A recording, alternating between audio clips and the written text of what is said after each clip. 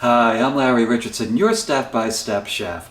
In this episode, we're going to make a hamburger for garlic lovers. It is a garlic burger. It's real easy to make and it's absolutely delicious. So come on, let's cook. So here are the ingredients for our classic garlic burger. First of all, I have a 1/4 pound of hamburger. Then we're going to use 2 garlic cloves, which are going to be crushed or minced. I have a teaspoon of butter. We're going to use 1/2 teaspoon of salt and a 1/4 teaspoon of black pepper. Let me show you how to put this together. Okay, now the first thing we're going to do is just prepare the garlic. You can add more garlic or less garlic, it's totally up to you. Now I have this crusher, which just gets the garlic pulp right out and releases a lot of the essence, a lot of the taste, and it automatically removes the garlic skin. So this is very easy to work with. If you don't have one of these, just finely mince the garlic and that's fine. Now, I'm just adding these 2 cloves of garlic. If you want to add more, go ahead. You might be a bigger garlic nut than I am. I absolutely love garlic. So that'll be enough. Now the next thing to do with the hamburger is handle it as little as possible. That is a tip. Now you know a lot of people will stand at the grill and they'll keep doing this and keep squeezing the hamburger. It totally changes the texture of it. It makes it tougher. So what you want to do is just take the burger, shape it, and leave it alone. And now what we do is we just put our salt on the burger. There we go.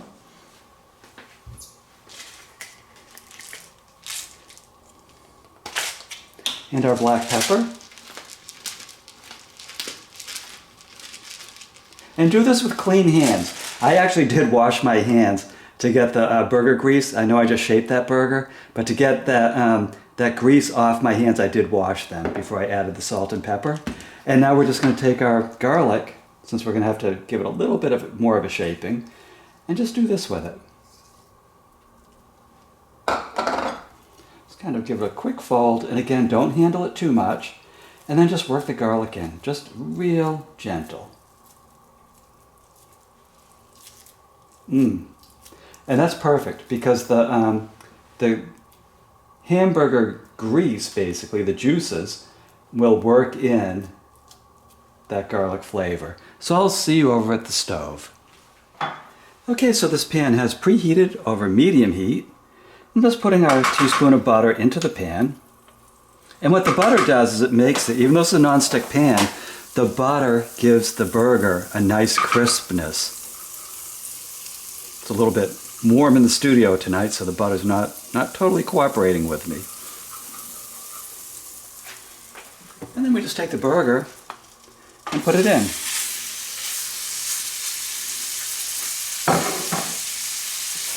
Now the second tip for a tasty burger is don't do this. Don't keep pressing it down with a spatula. What happens when you press it down with a spatula? All the juices run out to the side, so you end up with a really dry hamburger. So whether you're using your kitchen stove or a grill outdoors, don't do this. Fight that urge.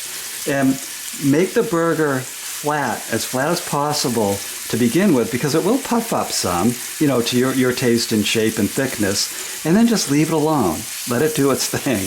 Because when people keep pressing it down, yes, you end up with a beautiful flat hamburger, but all the juice is left on the grill or in your frying pan. So fight that urge. Now we're going to cook it for about 3 minutes, see what the juices are doing. If it's running red, which I'm sure it will be because this is basically a raw hamburger, then we're going to flip it, and then we're just going to keep checking the juices. If you like your hamburger on the more rare side, you might not mind a little bit of the juices running on that pink side, but I like mine cooked all the way through, so I like when the juices look clear. So I'll see you in a couple of minutes. So here we are 3 minutes later, and you can see the burger is cooking just nicely. It's getting nice and crisp from that butter. So now we're just going to cook the other side for another 3 minutes and see how the juices flow toward the top. And my guess is they're going to be a little bit on the pink side. We'll just flip it one more time and then they'll be clear. So I'll see you in 3 minutes. Okay, so here we are 3 minutes later. You can see that the juices are running pink.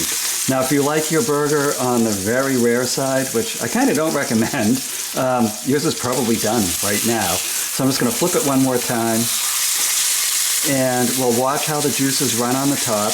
And we'll probably have to cook about one to 2 more minutes before those juices will come through completely clear. So I'll be right back. So 2 minutes later, here we are. Look, it's running nice and clear. This burger is done. Nice and crispy on the outside because of the butter, and some of the garlic did that too. This is ready to serve.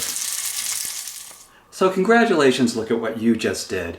You just made this absolutely delicious garlic burger. And how'd you do it? First of all, by not overworking the hamburger, and second of all, by not pressing it down while it cooked in the pan. If you remember anything from this episode, that's what you need to remember. Now, if you want the recipe, the quick recipe for the garlic burger, please visit my website, stepbystepchef.com. There you're going to find recipes and free video links for well over 140 different meals, and it's a wide range of breakfast, lunches, and dinners. They're all delicious, and you get to cook with me.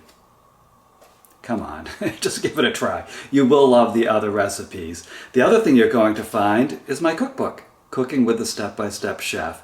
And this will be updated every November with the latest recipes, and it makes a great gift, especially for beginner cooks and experienced cooks looking for a different dish. So my name's Larry Richardson. I am your Step-by-Step Chef, and I'll see you in the next episode.